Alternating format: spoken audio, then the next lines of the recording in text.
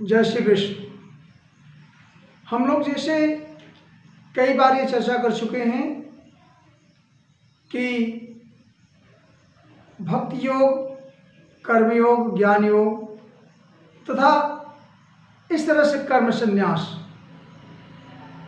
किसी भी योग से आप परमात्मा को पा सकते हैं, अनन्य भक्ति से पा सकते हैं। मोक्ष का साधन आपके पास है। आसान कौन सा है और कौन कितना आसान है, यह जानना बहुत आवश्यक है। अब बात आती है कि भक्ति योग अत्यंत आसान है और भक्ति मार्ग को सरल बताया गया। लेकिन भक्त कौन? जो अननोन हो बाकी सारी चीजें से, जिसे ज्ञान न हो, वो भक्ति करे। अब यह बात आती है, जिससे बच्चा है अज्ञानी, माँ उसे दुलारती है, प्यार करती है, और माँ के गोद से वो कहीं भी बिछड़ जाता है तो माँ उसका ख्याल रखती है, ध्यान रखती है, क्योंकि वो अननोन है। लेकिन बच्चा जैसे जैसे बड़ा हो जाता है, उसे ज्ञान आने लग जाता है, फिर माँ उसे धीरे धीरे दूरी बनाती रहती है, और जब वो थोड़े और भी बड़े हो जाते हैं, अपने आश्रम गृहस्थ आश्रम में आना शुरू कर देता है। ऐसी स्थिति में माँ धीरे धीरे उसे छोड़ देती है।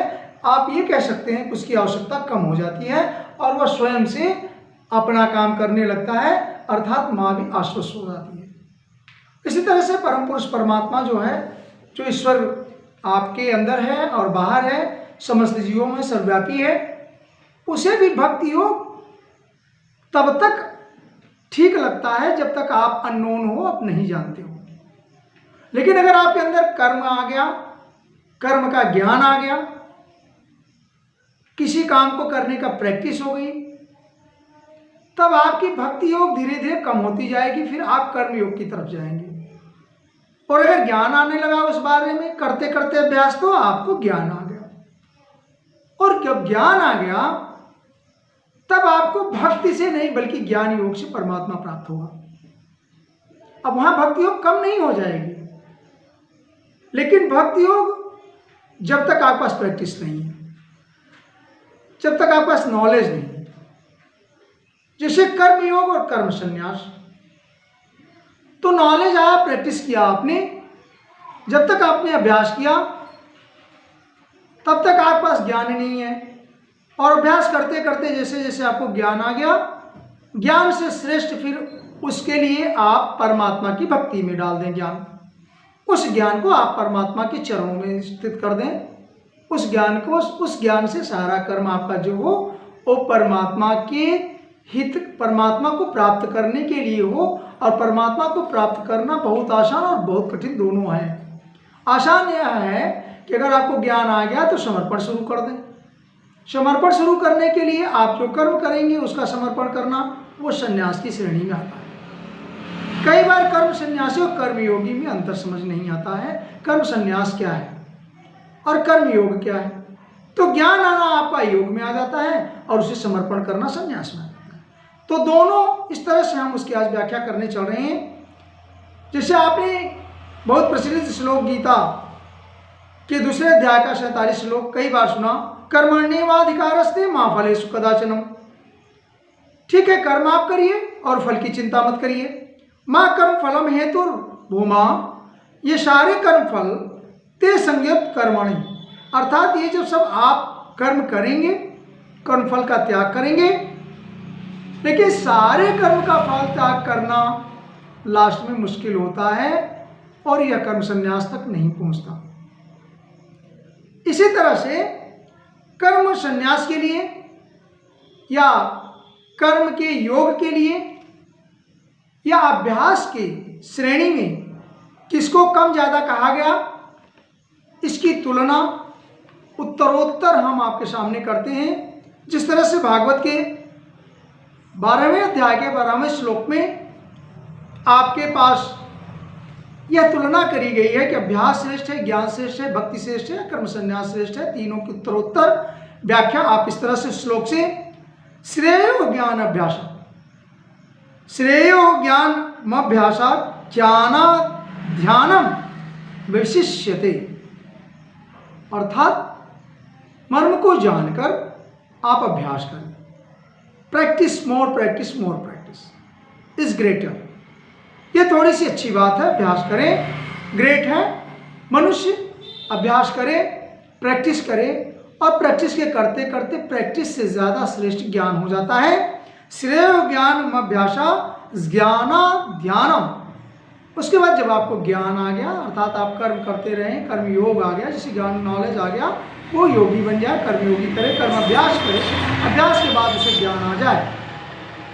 और ज्ञान आने के पश्चात वो क्या करे? ध्यान।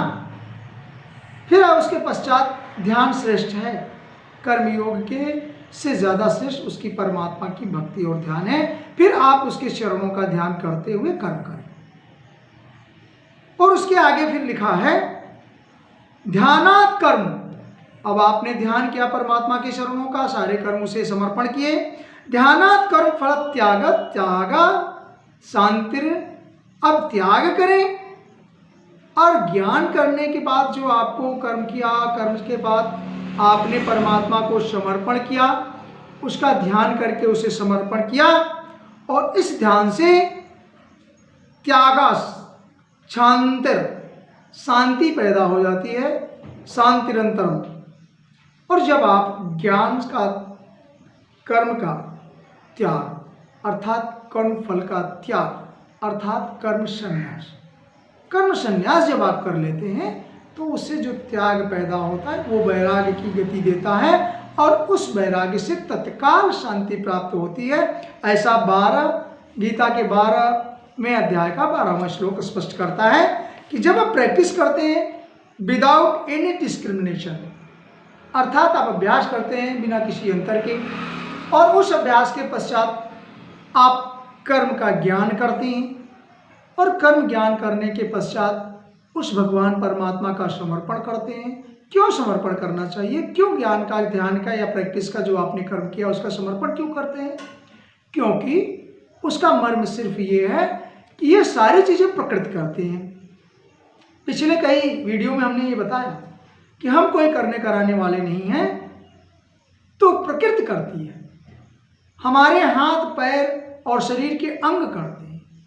जो कि स्थूल बॉडी बनी है वो परमात्मा के अणुवंश से बनी हुई है, अर्थात ये प्रकृति वर्क करती है, हम नहीं करते। तो निश्चित अगर हम नहीं करते तो हमारा यही बात है, जो हमने कुछ अपनी बॉडी से या प्रैक्टिस से किया, अर्जन किया, वो तो प्रकृति का मान करके उसे समर्पण कर दें, और यह होता है कर्म संन्यास। और जैसे ही समर्पण होता है, कर्म संन्यास होता है, वो त्याग उसी वैराग्य की परिणीत होती है, और उसे तुरंत शांति पैदा होती है। शांति प्राप्त करने का सबसे अच्छा और सरल उपाय है कर्म का संन्यास, अर्थात कर्म का त्याग करना। और कर्म त्याग क्या? समर्पण से है। कर्म का त्याग मतलब ऐसा नहीं है कि आप कर्म नहीं करें, बल्कि कर्म का फल जो है, कर्म फल का त्याग करें, अर्थात कर्म फल समर्पित करें, और तब वह आपको वैराग्य देता है और तुरंत शांति प्राप्त होती है। क्योंकि सारे कर्म आप परमात्मा के जो प्रकृति है उसके द्वारा करी जाती है। इस तरह से 12:6 में ये तो सर्वाणि कर्माणि मयि सन्न्यस्य मत्परा, इस तरह से भगवान ने कहा, जिस तरह से आप कर्म फल का त्याग करेंगे, सारे कर्म जो हमारे द्वारा करे कराए जा रहे हैं वो हमें दे दे। अन्यनैव योगेन माम ध्यानस्थ उपासते, मुझे ध्यान करें, मुझे उपासना करते हुए मुझे दे दे। फिर उन्होंने कमिटमेंट किया कि उससे फिर क्या मिलता है? तेषाम् अहं समुद्धर्ता मृत्यु संसार सागरात्। फिर उससे हम उस भक्त को या उस जिसमें मैं उपस्थित हूँ उस जीवात्मा को उस संसार बंधन से मुक्त करता हूँ। भवामि मत। देखिए सबसे बड़ी बात है कि संसार से सबको जाना है, लेकिन रास्ते अलग अलग हैं, इसलिए इसका अध्ययन करना अत्यंत आवश्यक है। क्योंकि कर्म तो बिना किए हुए कोई एक क्षण नहीं रह सकता, लेकिन कर्म का समर्पण करना आपको नितांत आवश्यक है, क्योंकि आपको मोक्ष प्राप्त करना होगा। इस तरह से सभी जीवात्मा और हमारी जीव का मेन उद्देश्य है कि हमारी जो आत्मा परम पिता परमेश्वर की है वो उसमें पुनः समर्पित हो जाए, उसमें पुनः लीन हो जाए। यह आपका मेन उद्देश्य है। अब हम थोड़ी सी बात करेंगे कि जो हमारे पास ज्ञान आते हैं जो हम लोग कर्म सन्यासी बनना चाहते हैं, कर्म भगवान को दे देते हैं, क्योंकि कहते हैं कि शांति प्राप्त कोई कर्मयोगी कब करता है? कर्म तो कर्मयोग कर सकते हैं, योग करना कठिन है और उससे भी कठिन है कर्म का समर्पण करना। जैसे भगवान ने कहा सहजम कर्म कौनते हैं, कि अर्जुन कर्म तो सहज करना है, एवरी टाइम एवरी वर्क आदमी कर्म करता है। युक्त कर्म फलम, एक 5-12 गीता का श्लोक 5वें अध्याय का 12वां श्लोक इस तरह से है, युक्त कर्म फलम त्यक्त्वा शांति मापनोति नैष्ठिकम। जो कर्मफल आप करते हैं, कर्मयोगी कर्मफल को त्याग करके परम शांति को प्राप्त करता है, ऐसा भगवान के गीता के श्लोक 5:12 में कहा गया। सेकेंड लाइन उसकी इस तरह से है, अयुक्त काम कारेण। अगर आप काम करते हैं, वर्क करते हैं और उसमें अयुक्त रहते हैं, अलिप्त रहते, लप्त रहते हैं, फले सक्तो निबद्धते, उसके फल को प्राप्त करने की चेष्टा करते हैं, तब आप उसके बंधन में फंस जाते हैं। अर्थात सकाम पुरुष कामना की प्रेरणा से फल प्राप्त करता है, फल में आसक्त हो जाता है और वो बंधन में चला जाता है। इस तरह से आपको कर्म संन्यास चाहिए, न कि कर्मफल चाहिए। कर्म संन्यास प्राप्त करना अर्थात समस्त फलों का त्याग करना। तो इस तरह से आप अगर थोड़ी सी और आगे चले, श्रीमद् भागवतम के 11 स्कंद के 29 चैप्टर का 34 श्लोक इस तरह से होता है कि मर्त्यो यदा व्यक्त सत्कर्मा निवेदितात्मा विचिकीर्षते में। अर्थात जिस मनुष्य का समस्त कर्म और किया हुआ कर्मों का परित्याग वो करता है, मुझे समर्पण कर देता है, वह मुझे विशेष माननीय हो जाता है। तदा अमृतत्वं प्रतिपाद्यमानो मया आत्मभूयाय च कल्पते वै। अर्थात उसको मैं जीव तत्व से छुड़ा करके अमृत स्वरूप मेरी प्राप्ति करा देता हूँ और वह मुझ में मिलकर के मेरा स्वरूप हो जाता है।